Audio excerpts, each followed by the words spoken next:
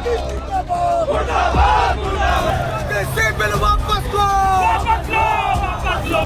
जो लोग यूजीसी पर सरकार को गालियां दे रहे हैं, उन्हें भी देश के विकास से ज्यादा हिंदू राष्ट्र का इंतजार था। उन्हें विकसित भारत नहीं बनाना था, उन्हें तो अब्दुल को टाइट करना था। पीएम मोदी को मारा गया जूता। ये दृश्य किसी विपक्षी रैली का नहीं बल्कि उन्हीं लोगों का है जो कल तक मोदी मोदी के नारे लगाया करते थे।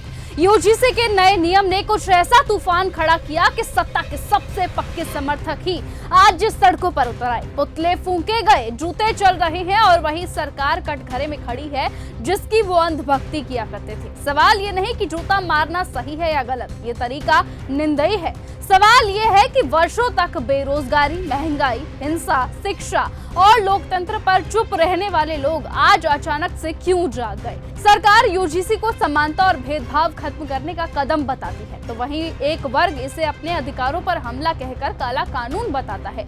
यही यूजीसी विवाद की असली तस्वीर है। ये विरोध है कानून का नहीं बल्कि उस अंध समर्थन के टूटने का है जो बिना सवाल किए चलता है। लोकतंत्र सवाल पूछने से चलता है और जब अपने ही सवाल पूछने लगे तो वही सत्ता के लिए सबसे बड़ा झटका बन जाता है।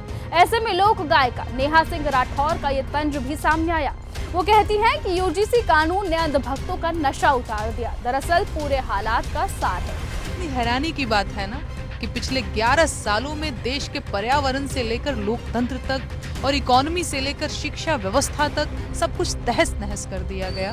बेरोजगारी, महंगाई और भ्रष्टाचार ने इस देश की जनता को तबाह कर दिया। कभी लोग भगदड़ों में कुचले गए तो कभी रेल दुर्घटनाओं में जान गंवाते रहे। लोग कीड़ों की तरह गंदा पानी पीकर मर गए, लेकिन भाजपा के समर्थकों और अंधभक्तों ने चूं तक नहीं की। लोग बीच बाजार पीट पीट कर मार डाले गए, बेटियां रेप करके मार डाली गईं, पूरी की पूरी बस्तियां जमींदोज कर दी गईं। लेकिन मजाल है कि सरकार से किसी ने 4 कायदे के सवाल पूछ लिए हों। उल्टा सवाल पूछने वालों को बेइज्जत किया गया और उन पर मुकदमे दर्ज किए गए। लेकिन जैसे ही सरकार ने कुछ लोगों को उत्पीड़न और पक्षपात से बचाने के लिए कानून बनाया, इन अंधभक्तों और सरकार समर्थकों को ये कानून अपने खिलाफ लगने लगा।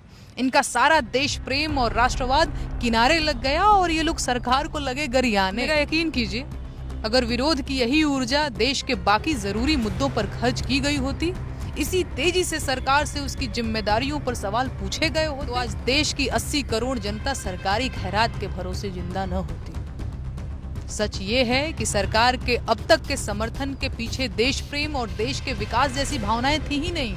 आज जो लोग यूजीसी पर सरकार को गालियां दे रहे हैं, उन्हें भी देश के विकास से ज्यादा हिंदू राष्ट्र का इंतजार था। उन्हें विकसित भारत नहीं बनाना था, उन्हें तो अब्दुल को टाइट करना था। वो भूल गए थे कि ये देश एक लोकतंत्र है और ये संविधान से ही चलेगा।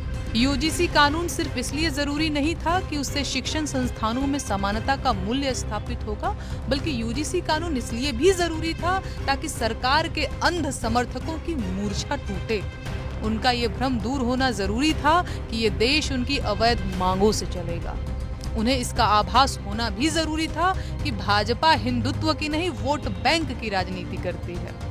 उसे अंधभक्तों से ज्यादा वोटर्स की। सवाल ये नहीं कि कानून सही है या गलत, सवाल ये है कि सालों तक बेरोजगारी, महंगाई, हिंसा, लोकतंत्र के कमजोर होने और शिक्षा व्यवस्था के पतन पर चुप्पी साधने वाले लोग आज लोकतंत्र की दुहाई क्यों देने लगे हैं। सच ये है कि ये विरोध सिर्फ एक कानून का नहीं बल्कि उस अंध समर्थन के टूटने का है जो लंबे समय से बिना सवाल किए चलता है। और जब तक फैसले दूसरों को चोट पहुंचाते रहे तब तक तालियां बजती रही, लेकिन जैसे ही वो फैसले अपने हिस्से आए, सड़कों पर गुस्सा फूट पड़ा। यही लोकतंत्र का असली इम्तिहान है। सवाल पूछने का हक सबके लिए है और जब अपने ही सवाल पूछने लगे तो सत्ता के लिए वो सबसे बड़ा खतरा बन जाता है। ऐसे में यूजीसी पर फिलहाल रोक लगा दी गई है, लेकिन अब अगली सुनवाई 19 मार्च 2026 की रखी गई है। ऐसे में देखना होगा कि आखिरकार 19 मार्च 2026 को कौन सा ऐतिहासिक फैसला आता है। यूजीसी पर क्या नए कानून बनते हैं या फिर यूजीसी पूरी तरह से खत्म कर दिया जाएगा या नहीं, वो आने वाला वक्त बताएगा। फिलहाल आज की इस खबर में सिर्फ इतना ही। देखते रहिए और बने रहिए न्यूज़ गंगा के साथ। नमस्कार। अगर आपको यह हमारा वीडियो पसंद आया हो तो इसे लाइक और शेयर करना बिल्कुल ना भूलें। साथ ही हमारे चैनल न्यूज़ गंगा को सब्सक्राइब और फॉलो जरूर करें ताकि देश और दुनिया की हर बड़ी खबर आप तक सबसे पहले पहुंचे।